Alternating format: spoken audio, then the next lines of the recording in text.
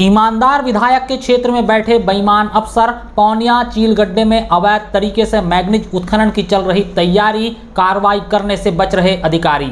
पर्यावरण प्रेमी कटंगी विधायक गौरव सिंह पारधी ने सभी विभागों के अफसरों को साफ शब्दों में हिदायत दे रखी है कि उनके क्षेत्र में किसी भी तरह की अवैध गतिविधि संचालित नहीं होगी। यही कारण है कि कभी पुलिस के अप्रत्यक्ष संरक्षण में चलने वाला सट्टा जुआ का कारोबार आज पूरी तरह से बंद है। जनता इस बात से बेहद खुश है। विधायक स्वयं रेत के अवैध उत्खनन को लेकर गांव-गांव में यात्रा निकालकर ग्रामीणों को जागरूक कर रहे हैं ताकि रेत माफियाओं से जारी लड़ाई को बल मिले। मगर वहीं दूसरी तरफ विधायक के ही अगल बगल घूमने वाले उनके शागिर्द अवैध मैग्नीज उत्खनन की तैयारी में हैं। राजस्व विभाग के अफसरों ने विधायक के इन शागिर्दों को संरक्षण दे रखा है।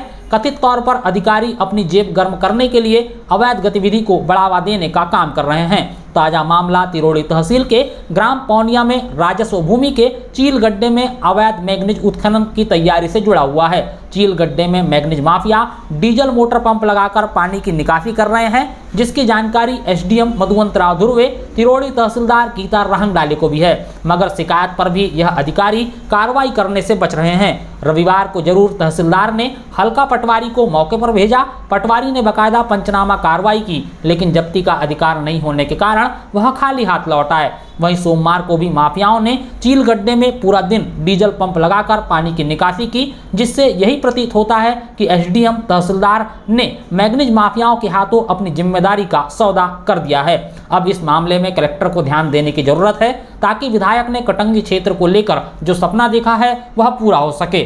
वहीं विधायक भी सामने आकर यह बता सकते हैं कि उन्होंने अवैध तरीके से मैग्नीज खनन की तैयारी करने वाले लोगों को किसी तरह का कोई संरक्षण नहीं दिया है, अन्यथा उनकी चुप्पी को ही जवाब मान लिया जाएगा।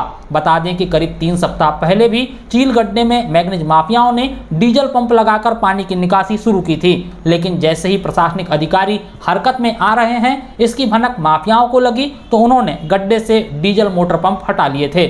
मगर अब कथित तौर पर राजस्व कर्मचारियों की जेब गर्म करने के बाद माफिया बैकऑफ होकर काम कर रहे हैं। आपको बता दें कि पौनिया के चील गड्ढे में उन्नत क्वालिटी का मैग्नीज होने की बात कही जाती है, जिसके चलते मैग्नीज माफिया यहां अक्सर सक्रिय दिखाई देते हैं। हालांकि करीब 2 सालों से चील गड्ढे में मैग्नीज के अवैध उत्खनन पर विराम लगा हुआ है, मगर अब फिर से मैग्नीज माफियाओं की नज़र चील गड्ढे में है।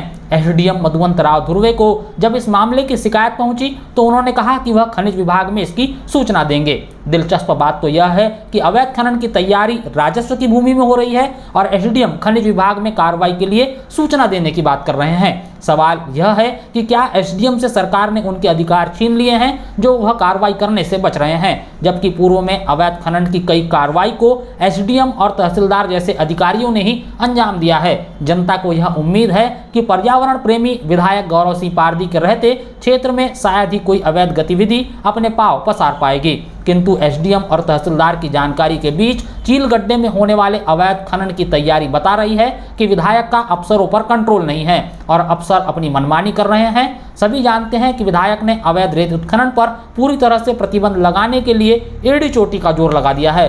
उनका यह प्रयास काफी हद तक सफल भी हुआ है। ग्रामीण जनता अवैध गतिविधियों को लेकर जागरूक हुई है और किसी भी प्रकार की अवैध गतिविधि पर सीधे विधायक को रिपोर्ट करती है।